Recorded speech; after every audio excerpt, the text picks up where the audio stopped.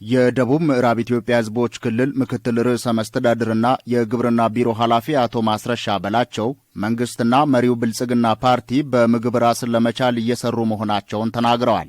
ተኪና ወደ ውጭ የሚላኩ ምርቶችን በማምረት የግብርናውን ዘርፍ ውጤታማ ለማድረግ በርካታ ተግባራት እየተከናወኑ ስለመሆናቸውም ገልጸዋል። የሀገራችን መንግስት ብልጽግና ፓርቲ በተለይ ግብርና ስራን በሚመለከት በምግብ ራስን መቻልና ከምግብ ጥገኝነት ወይም ተረጅነት መላቀቅን ግብ አድርጎ ይሰራል። ከሌሎች አካባቢዎች የሚገቡ ምርቶችን መተካትን ትኩረት አድርጎ ይሰራል።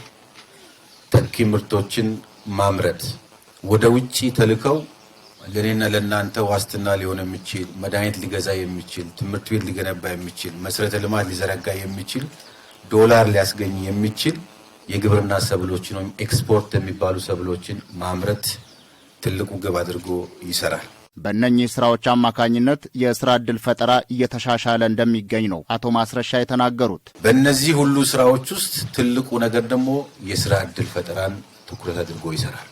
ይህ በሀገር በቀል ኢኮኖሚ ማሻሻያ የተቀመጠ ለግብርናው ሴክተር የተሰጠ የሪፎርም ተልእኮ ተደርጎ በግብርናው ሴክተር እየተከናወነ ያለ ግባችን ነው። ከልማት አጋር ተቋማት ጋር ለዘርፉ ስኬት እየተሰራ መሆኑን በመጠቆም በተለይም ተሳትፏዊ ግብርናና የአየር ንብረት ሽግግር ወይም ፓክት የተሰኘው ፕሮግራም እያበረከተ ያለው አስተዋጽኦ ትልቅ መሆኑን ጠቁመዋል። አጋር ድርጅቶች ከኢትዮጵያ መንግስት ጋር ከኢትዮጵያ ግብርና ሚኒስቴር ጋር በጋራ ሆኖ የሚሰሩት ልማቱን ሊያሳኩና ሊያሳልጡ በሚችሉ ጉዳዮች ላይ በጋራ ተስማምተን እንሰራለን ማለት ነው።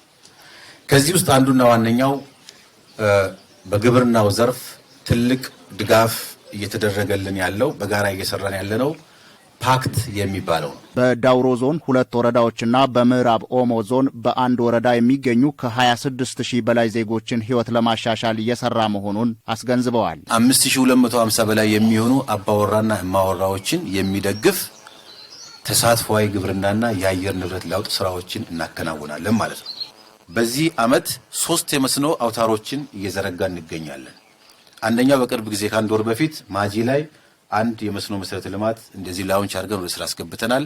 2 የመስኖ መሰረተ ልማቶች በዳውሮ ዞን ውስጥ እናካሄዳለን።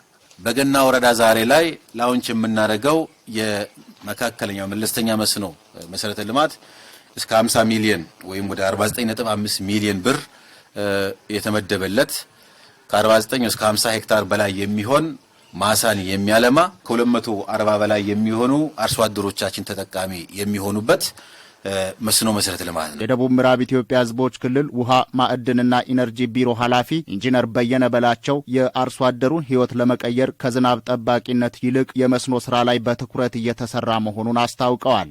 ባለፉት ዓመታት ባደረግናቸው ስራዎች ከ32000 ሄክታር መሬት በላይ ማልማት የሚችሉ ጥናትና ዲዛይን ስራዎችን በስፋት መስራት ተችሏል።